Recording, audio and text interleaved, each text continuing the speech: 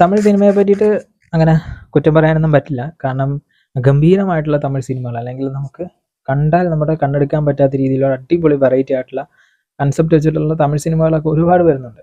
So റൈഡിനെ പറ്റിയിട്ട് ഞാൻ പറഞ്ഞു വരുന്നത് വിക്രം പ്രഭു, ശ്രീദിവ്യയൊക്കെ ലീഡിങ് റോളിൽ വരുന്നൊരു ആക്ഷൻ മൂവിയാണ്. പഴയ പോലീസുകാർ, പഴയ ആ ഒരു റിവഞ്ച് കഥ, അല്ലെങ്കിൽ പഴയ ആ ഒരു ആക്ഷൻ കഥ തന്നെയാണ് ഇതിലോട്ട് ഓടിക്കുന്നത്. ഒരു വില്ലൻ, സോ വില്ലനെ എന്താ പറയുക, തോൽപ്പിക്കാനായിട്ട് ഇറങ്ങുന്ന നായകൻ പോലീസ് ഓഫീസറാണ്. അതിന് പിന്നെ എന്തൊക്കെ സംഭവിക്കുന്നുള്ളതാണ് ഈ ഒരു റൈഡിൽ പറയുന്നത്. ആൻഡ് കൂടുതലൊന്നും എടുത്ത് പറയാനില്ല. വിക്രം പ്രഭുവിൻ്റെ പെർഫോമൻസ് അടിപൊളിയാണ്. ബട്ട് പുള്ളിക്കാരൻ എന്തുകൊണ്ട് അരിമ നമ്പി എന്ന് പറയുന്ന ഒരു സിനിമയ്ക്ക് ശേഷം ഒരു ഗംഭീരമായിട്ടുള്ള ഒരു പടമായിട്ട് വരുന്നില്ല എന്നുള്ളതാണ്.